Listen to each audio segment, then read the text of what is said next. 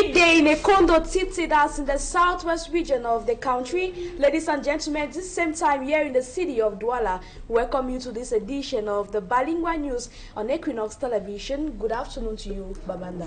Thank you. Good day, ici Lucie Liengou. Madame, monsieur, bonjour. Très heureuse de vous retrouver pour votre 12 heures bilingue.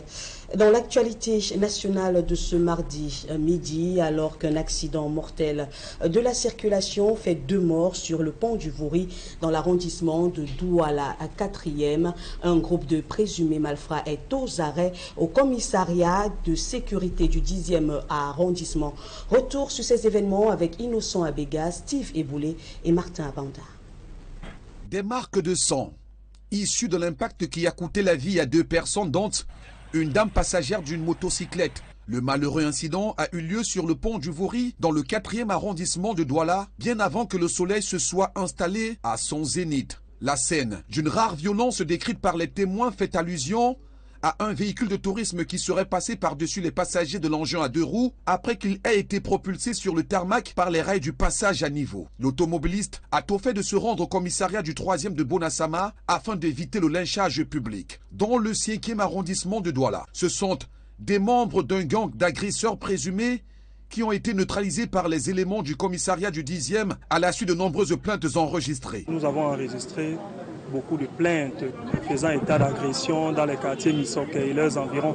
Donc entre le 4 mars et le 11, il y a eu à peu près 6 plaintes déposées pour agression violente, notamment celle d'un avocat qui revenait de son voyage et qui a été pris d'assaut par 6 malfrats qui l'ont sauvagement, impitoyablement poignardé de façon abjecte, de telle sorte que la lame du couteau a effleuré les poumons. Et n'eût été l'intervention rapide de l'hôpital général de Douala, on parlerait de lui certainement au passé aujourd'hui. L'agressivité et la violence extrême dont faisaient montre ces hors-la-loi vont attiser la hargne des éléments du 10e décidés à mettre un terme à leur forfait.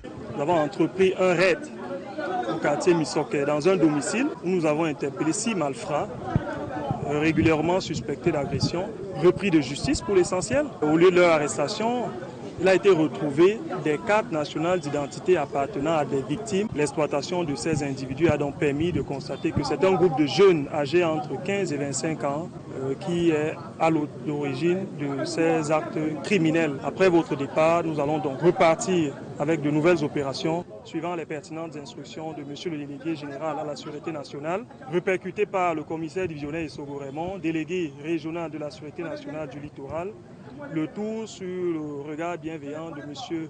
Iva Adibois Samuel, gouverneur de la même région. Nous vous remercions donc d'être venus faire connaître aux populations qu'elles peuvent dormir tranquilles. Le grand banditisme tente à étendre ses tentacules dans la métropole, mais il fera face aux forces de maintien de l'ordre, nous ont-elles rassurés lorsque nous quittions les lieux du commissariat du 10e. Petit détour à présent dans la région de l'ouest du pays, autrefois vitrine de l'économie de cette localité.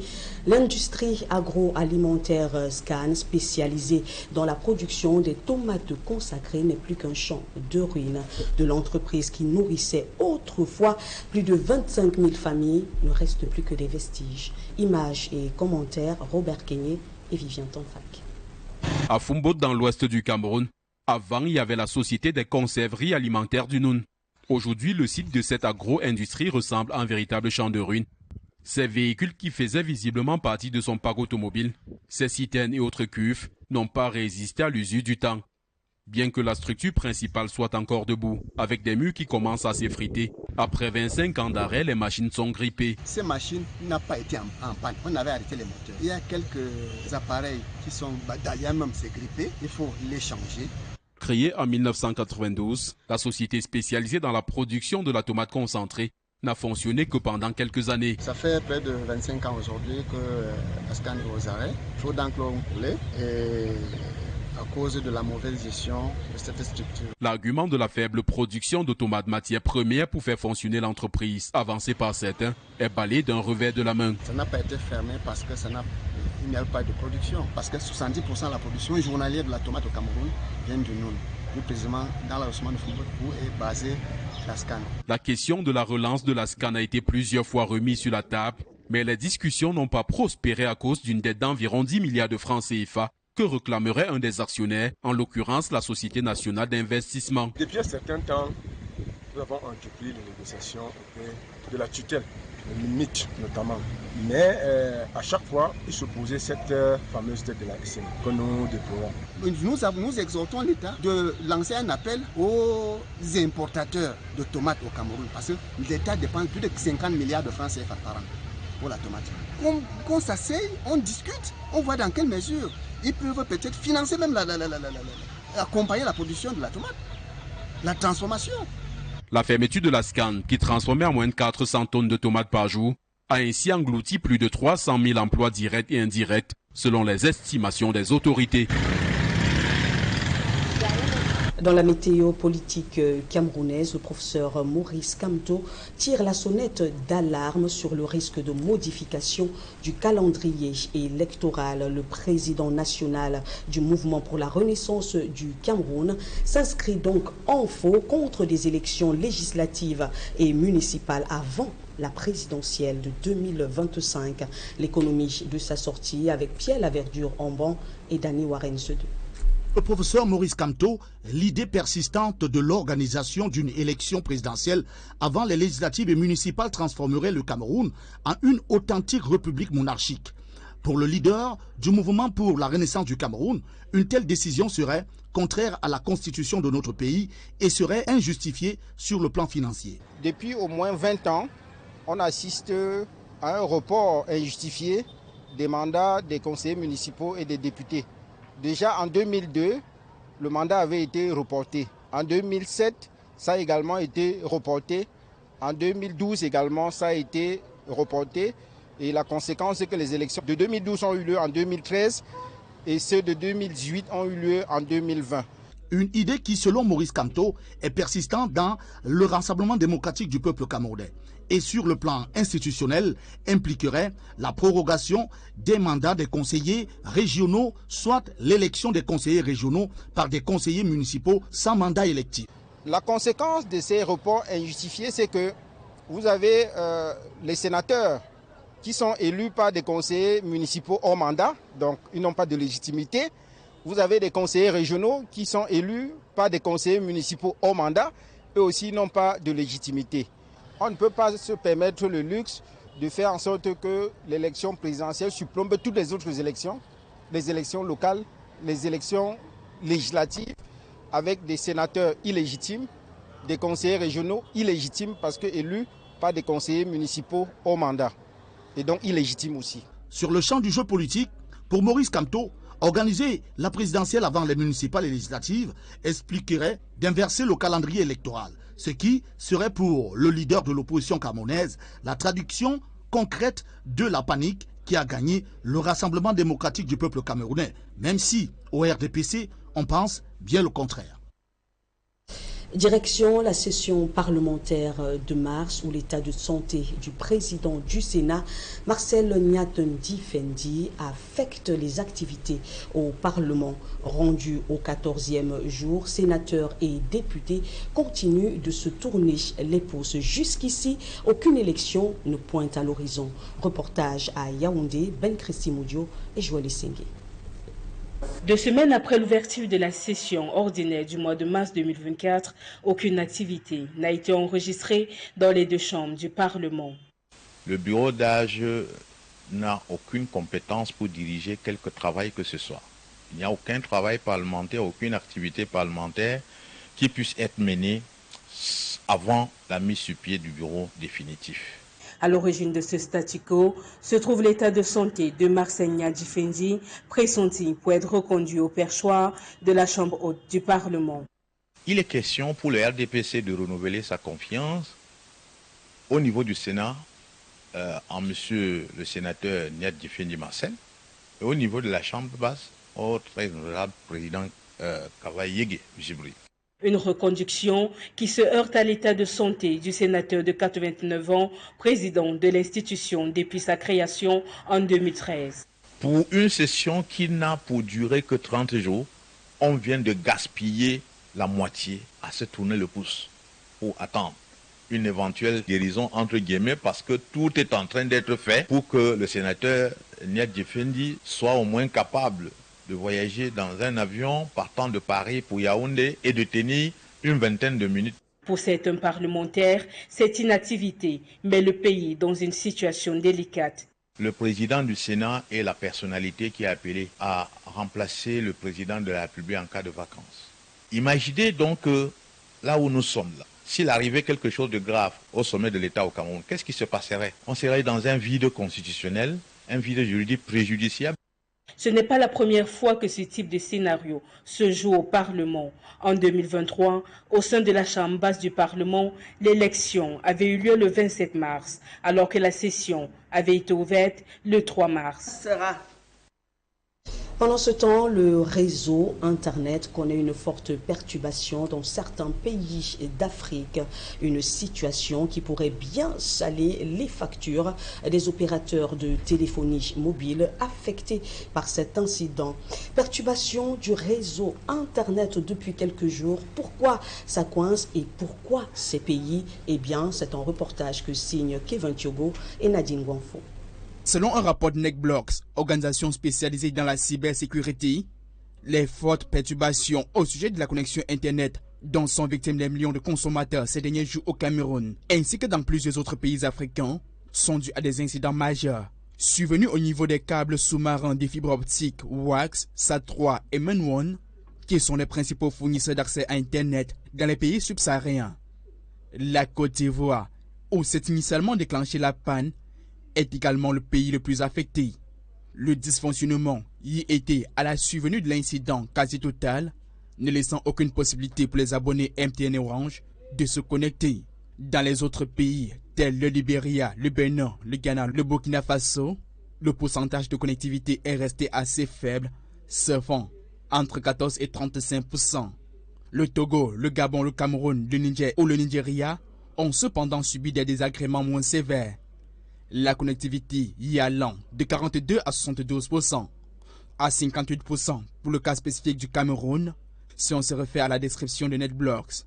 Si l'impact est aussi considérable, c'est parce qu'à ce jour, 99% du trafic Internet mondial passe par des câbles sous-marins.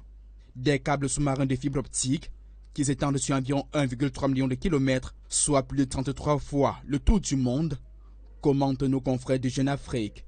Des équipes techniques des différentes structures impliquées sont depuis lors à pied d'œuvre pour un retour progressif à la normale. En sport, la Fédération camerounaise de football vient donc de publier la liste des joueurs habilités à prendre part aux play-offs censés se tenir le 22 mars prochain. Nathan Douala, joueur de Victoria United accusé de double identité et de trucage sur son âge, a donc finalement été réhabilité par la FECAFOOT. Fin de la première partie de votre journal. La seconde partie se poursuit en langue anglaise avec vous et Cielo Ciliengo. Exactly, Christine Babanda. Ladies and gentlemen, thanks for staying with us. We begin with this sad story. 2 persons have lost their lives in a road accident that occurred on the Vuri Bridge that was yesterday morning on Monday morning. It is reported that they were crushed by a vehicle, while 8 suspected bandits said to have been terrorizing the population of Bepanda, that's in the Douala 5 subdivision, are in the dragnets of security forces. Details in this report compiled by Mala Glory. The bike rider died on the spot while his passenger gave up the ghost on their way to the Bonasama hospital. This is as a result of an accident that occurred on Monday morning on the Wuri Bridge, Douala 4 subdivision. It involved a commercial bike rider that lost control on the railway and ran into a private vehicle which crushed him to death. The shocked population alerted security forces who arrived at the scene for investigations.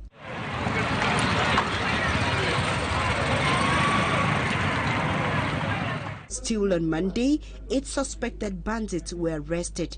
They are accused of constantly terrorizing residents of Bepanda Misoke neighborhood and its environs. They have been arrested by the 10th Police District. This is following numerous complaints from the inhabitants that police officers launched an investigation. We have noticed a lot of aggression, cases of aggression in the Misoke Block those last week, and especially between the wall of 5 to 11, where people complain cases of aggression. But the one more serious was the aggression of a barrister who was getting back home after a safe journey, and he had been caught by a lot of people armed of broken bottle, knife, cutlass, and he had been seriously injured, seriously wounded. He went to the hospital where the surgeon told him that he had been lucky because the knife touches the lungs. Unfortunately, he's alive. He came and we took his statement. Victims testify of being attacked by the suspected bandits. More to this, harmful and some items they stole from their prey were seized. Amongst them are alleged drug traffickers. And we also have somebody dealing cannabis, a lot of cannabis as you can see. Today I think the population of Misoke can sleep safely with a lot of insurance. So we will continue the fight because they told us that there are so many running outside there, and we will get back on the field to catch them all. The suspects are presently in detention, awaiting trial. Away from that, retired Supreme Court Judge Barrister Aya Paul Abene decries the violation of his rights by the Cameroon government. He says he has been deprived of his rights and source of livelihood by some persons in the government mechanism who are unknown to him. Babila Jonathan with the details. This is all me. Since he went on retirement as Judge of the Supreme Court of Cameroon, former member of the lower house of parliament, Barrister Aya Paul Abene, has not received his pension for close to 7 years. Even in his unstable health situation, seen only with his right eye, under the weight of a cardiac malaise, and confined to a wheelchair since 2022, his pension remains blocked. I climbed the judicial ladder to the top, got to index 1,400. Nobody goes beyond. Saved my country for at least 4 decades, only to end up the way I am. I'm unable to foot my medical bills because not only has my pension been retained by the government without any reason, without even informing me. His health began failing after he was arrested and detained for 223 days and later released without any charge. This was followed by the freezing of his bank accounts. For over 5 years now, my bank accounts have been frozen. Nobody has told me why they were frozen. In fact, nobody has told me my accounts were frozen. I went to withdraw money to buy my medicines, only to find that I could not do it. And the bank informed me orally that they had been ordered to freeze my account. All efforts to obtain solutions to his plight, including writing to his former colleagues of the Supreme Court and to the President of the Republic, have been fruitless till now.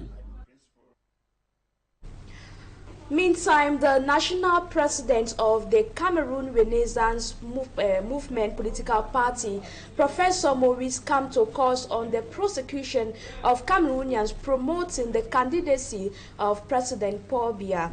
The opposition party leader says calling for another term in power or in office is considered as elders' abuse. Details in this report compiled by Fomi Amshon Sanda. Statement published on Friday, March 15, 2024, the CRM National President, Professor Maurice Kamto, denounces what he calls maneuvers by the government aimed at reversing the electoral calendar, that is, to organize the presidential election before the holding of municipal and legislative elections in Cameroon. In the initial calendar, these latest elections are scheduled to hold in February 2025 and the presidential election in October 2025. Maurice Kamto says in his text that this inversion, which he believes to be more than plausible, will have the first consequences on the institutional level, either the extension of the mandates of regional councillors or the election of new regional councillors by municipal councillors without an elective mandate, a scenario which he says will dirty the legitimacy of these institutions, rendering them undemocratic. On the political level, Maurice Kamto asserts that holding the presidential election before the municipal and legislative elections will be the concrete translation of the panic which would have spread to the ranks of the ruling CPDM party, a party which for him is in an impasse in tatters and owes its salvation only to the maintenance in all eternity of its president at the top of the state. Maurice Kamto even suggests that those still promoting President Paul Biya's candidacy for 2025 should be prosecuted for elder abuse, a statement without pretense or artifice widely commented on social networks across Cameroon. Some welcome it as a timely exit, and others on their part evoke panic installed in the ranks of the CRM political party. They say that the party, having boycotted the municipal and legislative elections of 2020, does not have an elected official, a situation which they say might compromise the candidacy of its leader in the next presidential election. To something else, an air quality expert and an expert in climate change, pollution and renewable energy say many people die in cosmopolitan cities like Douala and Yaoundé because of the polluted air they breathe in. Thus, it is urgent for the government to take quick action, as Innocent Azé tells us more.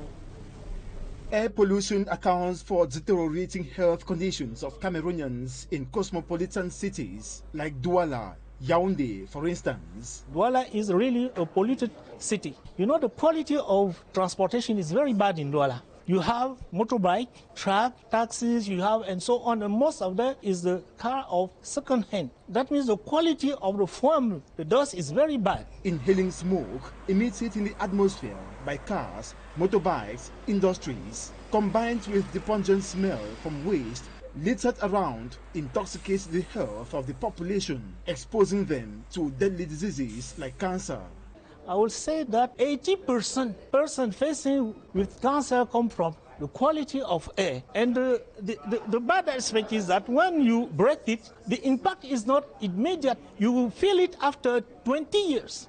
That you have to take care of it now to avoid to face the problem when you are old. And more than that, when you breathe the bad quality of air, you reduce your lifetime by 2 or 5 years. Air quality scientists from Uganda are in Cameroon amidst the growing risk. We see that almost every city in Africa, the air quality levels actually exceed what is considered to be healthy, the WHO, the World Health Organization guidelines, by many folds, in some instances even up to 10, up to 4, up to 5 times the health guideline. So we definitely need to work together.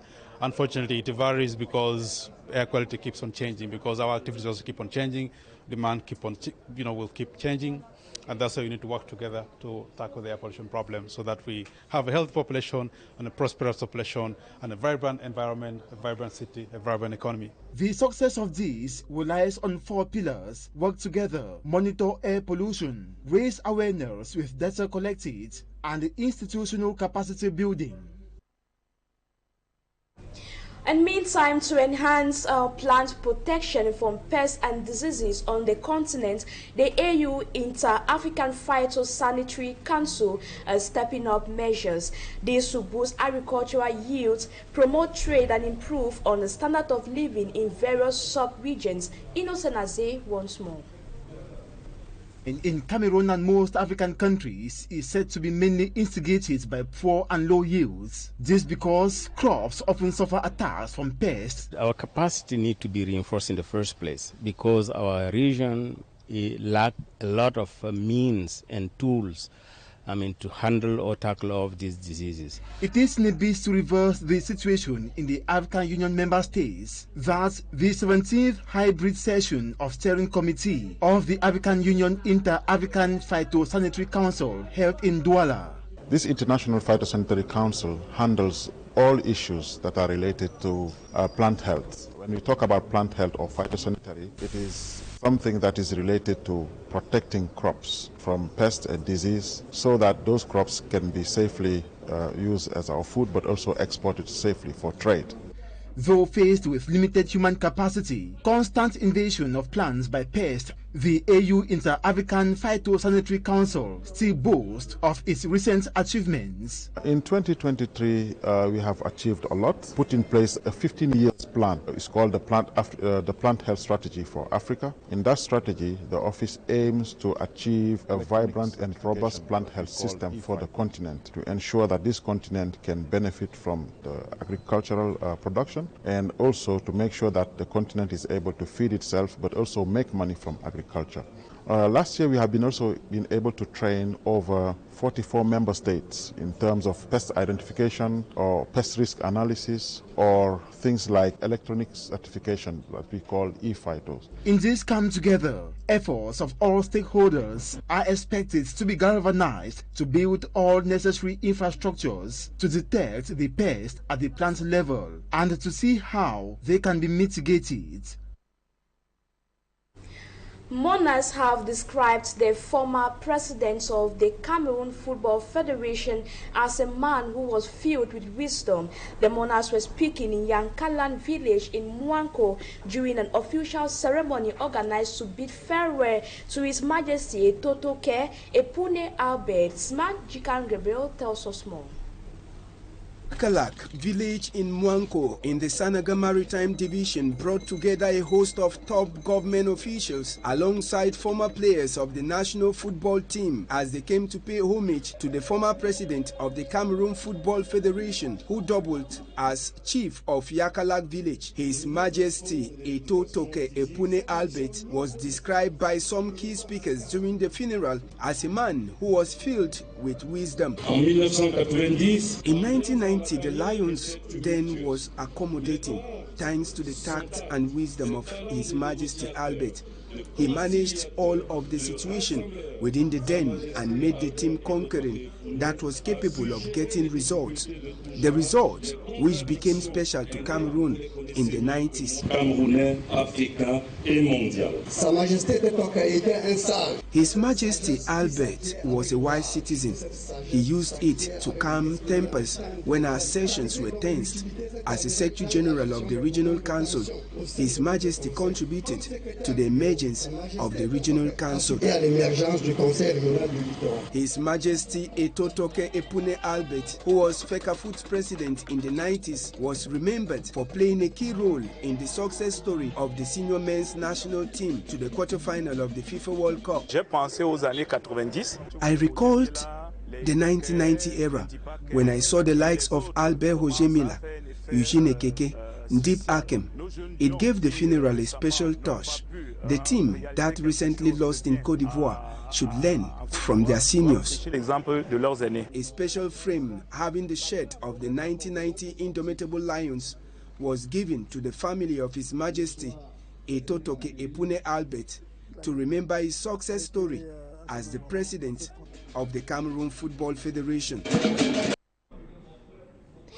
Ladies and gentlemen, it is with that report compiled by Smanjikan Gabriel that we draw the curtains of this edition of the midday bilingual news on Equinoxe Television. We thank you so much for your keen attention. We live in the company of interesting programs. Kissimba Banda, bonne journée à vous. Have a nice day. Ici Lucille Ngou. Madame, Monsieur, c'est la fin de ce journal. Toute la rédaction centrale vous remercie de l'avoir suivi. Prenez soin de vous et restez en compagnie de nos programmes les meilleurs.